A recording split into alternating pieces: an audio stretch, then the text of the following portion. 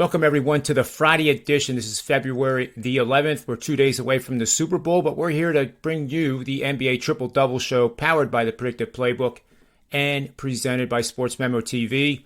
I'm your host, John Ryan, and as always, my co-host and good friend and professional sports bettor, Ronald Cabang, is in the house, and we have a lot to talk about today. And the first thing we are going to talk about are the big trades, the Blockbuster trade that everybody's talking about, with Ben Simmons finally kind of getting out of his situation in Philadelphia and moving up the turnpike, literally in New Jersey, to the Brooklyn Nets. And James Harden going the other direction, going southwest towards Philadelphia down I-95. And, it's amazing that it happened. I think, personally, Ronald, I haven't had a chance to get your thoughts on this, but I think the Nets came out of this like they had gotten the golden goose. They have no risk at all with Simmons, and they, at very least, will have one of the best defenders on the perimeter who can defend any player, 1 through 4. We saw him shut down Giannis last year in one of Giannis's worst games of his career. And guess who was covering him? Ben Simmons. So, and I like what KD did too, with saying, well, this is great that he's elated and he wants to be a net. We want people that want to be part of this. Yeah. And what our plan is. And I thought that was really good. And that should help the mental process of Simmons now transitioning to actually being on the court. Yeah. What did you think overall of the trade? Yeah, no, I don't know if you watched the All-Star draft yesterday, and Durant mentioned, everyone pretty much got what they want. Everyone got what they wanted, right? So I think both teams are going to be happy with it. I think one thing that we need to think about, though, is the Sixers also got rid of Seth Curry, right? Seth Curry was part of the trade. And I think he was a well-liked player. And obviously he has relations with the relationship with the coach, personal relationship with the coach. So I don't know how that affects the team morale and things like that. But as far as the bigger name players, Simmons and James Harden, I think they both kind of got what they wanted. So I think both teams get maybe a little bit better here. I think, like you said, the Nets get the bigger piece of it. They improve a lot more than the Sixers did, because they just lost. I think Seth Curry is a pretty good defender as well. But so they and a pretty good shooter. Yeah, and so obviously Harden's going to bring the offense here. He may maybe start as the point guard, and Maxey move over to shooting guard. I think the thing here another thing to think about is James Harden. He plays well when he has like a more of an athletic center, someone that he could kind of either, when he takes it into the paint, he usually, goes in for a floater, or he lobs it over to a super athletic center.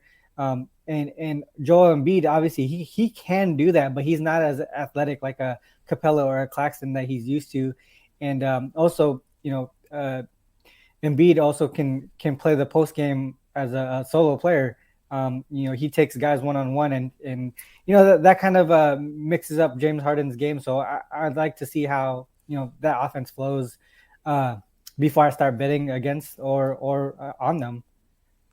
Yeah, I agree. The biggest question mark I have actually is the third player that was involved. Drummond is gone now, and he was a tremendous backup basically since the turn of the calendar, January 1st till now. And he had some just really, really strong games. One game he had 24 rebounds in a Sixers win that Embiid did not play. Yep, I remember that game. So, and that was the game they beat Memphis without Embiid on the court. So I don't know how that's going to work. Like, who's going to play that 5 position, or even the power forward when Embiid's on the bench resting? Do they rotate? Does Harden play more minutes during one shift than another? It's a mystery, and I think I heard Charles Barkley say they're going to have to figure it out on the fly, but they're going to have to figure it out pretty darn quick. He didn't say darn; he used a different word, but darn quick. And he's right, because Harden is 33. There's 2 years left. An extension, he could be making $62 million when he's 38 years old. And the time now for Philly to win is now. But we look at the futures odds, and I took the screenshot from BetMGM for us to look at. And you can see that And I was pretty surprised that the Nets moved that much. In fact, I actually had an expectation that maybe they were going to go up and, less of a favorite. Yeah. But they're plus 450 at MGM. I saw DraftKings yesterday at plus 380. I don't know where they are now, but it's the Nets and Warriors, Suns, all at 450, as you can see. The Sixers at plus 700 just seem to be like a great value. I wouldn't bet futures now anymore. I mean, there's a lot of different ways you can play it without tying your money up for the next 4 months. But it is puzzling, and the media seems to think that the Sixers are now the best team in the East, but it's not reflected in these futures odds. So the question for you, Ronald, is do you see a team that doesn't have to be the Sixers or the Nets in the Eastern Conference or the Western Conference after all these trades that has a chance to take down the title? Yeah, I think it's right now, to me, I think the Heat, who really, I don't think they even, did they make a move like yesterday? I think they made a small move. But I think them, as far as like continuity, roster continuity and chemistry right now, I think they're one of the teams to really take a look at. Nets got to figure it out with Ben Simmons. I think they really did get a lot better. It moves Kyrie to his more natural position, but they're still dealing with a lot of injuries.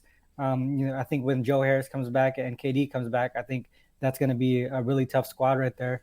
But right now, I think Heat has the most value when you look at those futures odds. Yeah, and I agree. Pizza money bet if you're a Lakers fan at 30-1. I mean, why not, right? Maybe take the Western Conference if they get healthy and get their act together. I know they were trying to make a move, I guess, for Lillard, and that never came to pass, obviously. But, let's move on to the first game here, and that is going to be the Sixers. We're talking about the first night. We don't know yet officially whether Harden is in the lineup, but I would think he would have to be. Mm-hmm. Philly fans aren't going to be too patient with this. They want to see this, and they want to see it rock and roll starting tonight against the Oklahoma City Thunder. So let's see. The bets are wildly in favor of Philadelphia right now. 72% of the bets are on Philly, 28% on Oklahoma City. Philly opened as a 12-point home favorite. They're now 13, and I think it's just going to keep going higher. I leaned initially the Thunder here, Ronald, because it's going to take some time for Harden and Embiid to get used to that two-man game. And I agree 100% with you as we move forward with the Sixers. When we start seeing them get used to get that chemistry, because any team that tries to double team Harden, that means somebody's open and unguarded. And, the nightmare situation is if Embiid is the one that's open and vice versa. You double team Embiid, he's a very good passer of the ball, and he's unselfish. I don't think he's going to worry about his points per game nearly as much as James Harden would worry about his productivity. But I do think it's going to work, and I think it's going to work in Brooklyn too. What do you see in this matchup?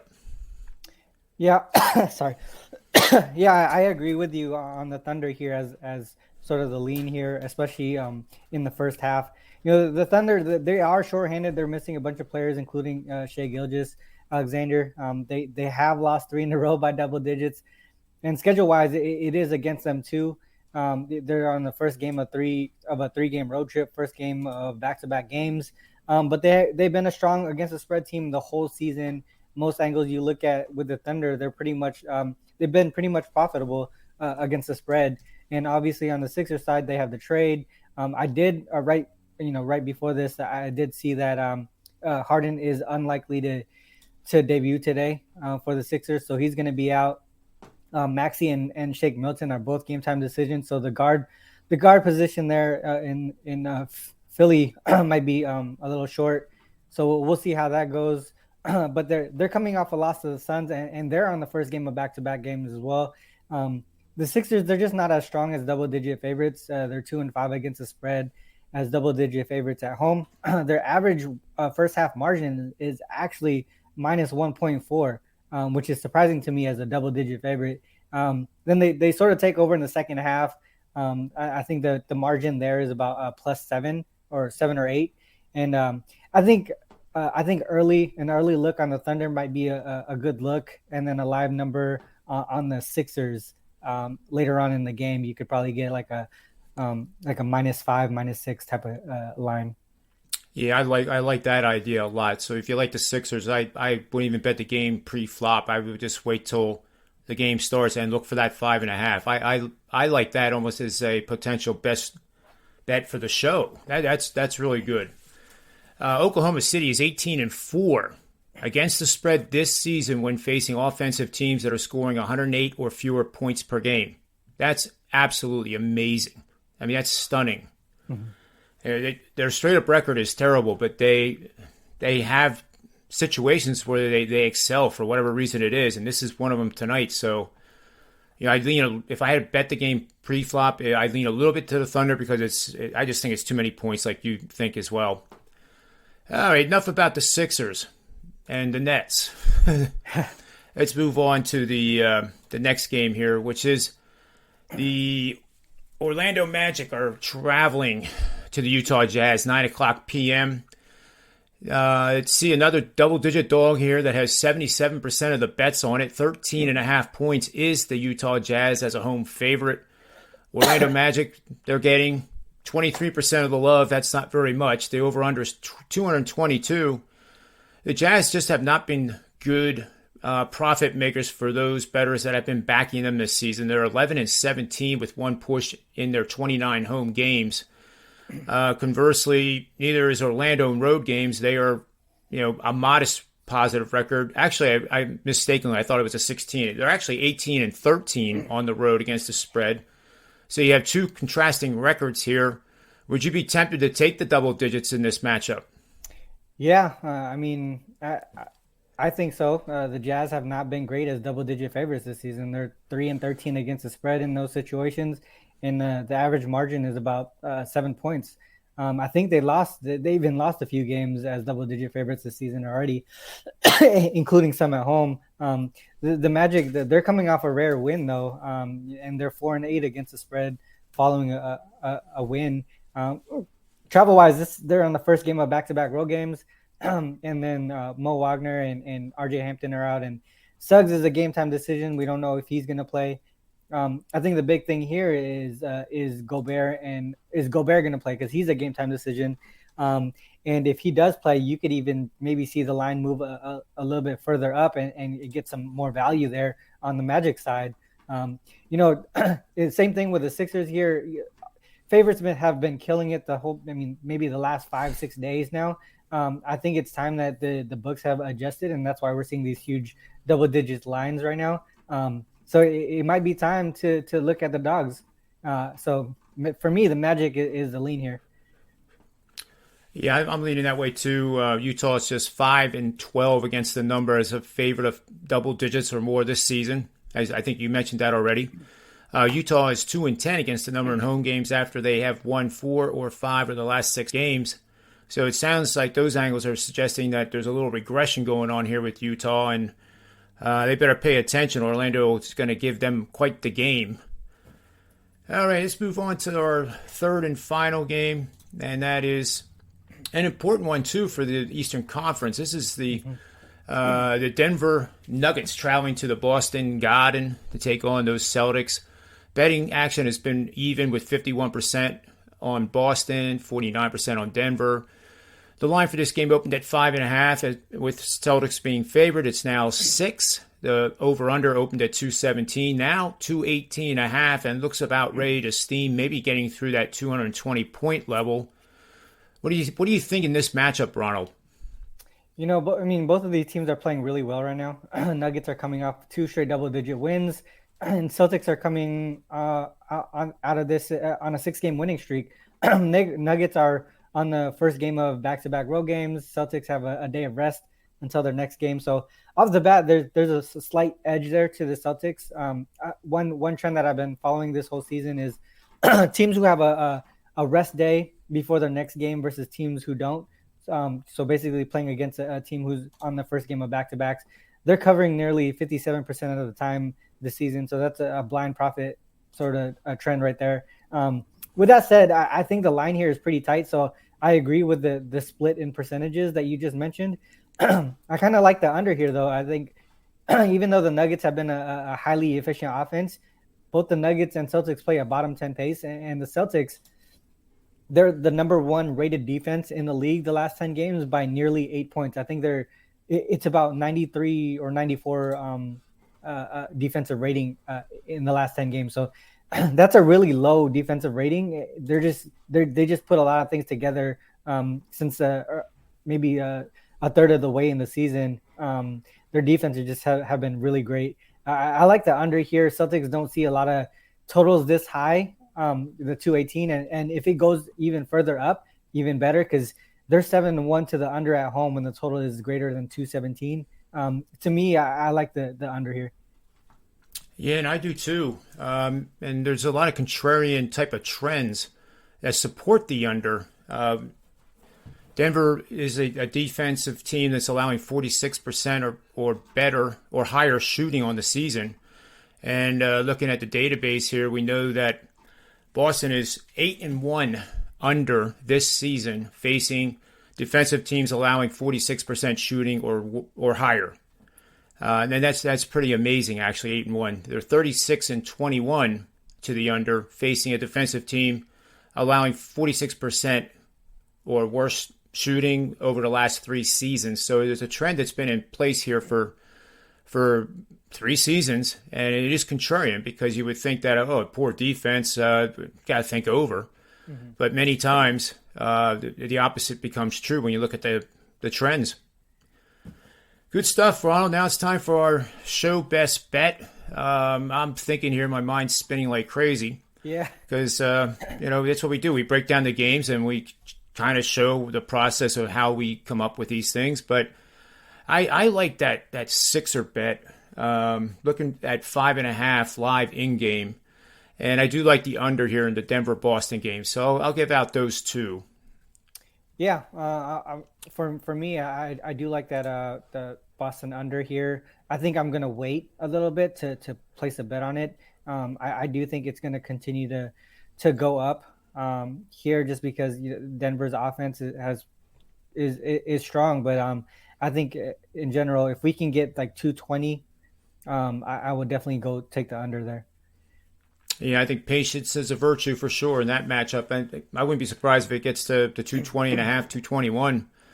So, again, it might be a situation where you can scale in your bet. You keep an eye on it and 50% at that 220 level that Ronald's recommending. And then if it goes higher, add 25% more, higher still, 25% more, and you're better off. That's a great strategy. Well, it brings us to the end of the show, Ronald, where we got the Super Bowl on Sunday. And I've been doing so many shows. I feel like it's been a month this week, but it's been a lot of fun. Just an absolute lot of fun. I'm sure you can relate to that as well. Mm-hmm. So thanks again for being on the show. Thanks to everyone out there watching these shows and giving us the love that we like to see. Make sure you subscribe, hit the bell so you're notified of all the shows on SportsMemo TV because we're one of the fastest growing YouTube channels in sports betting right now. So it's worthwhile to do that. So we'll look forward to seeing you guys on Monday for the next edition of the NBA Triple Double. And until then, remember, especially on Super Bowl Sunday, bet with your head, not over it, and may all the wins be yours.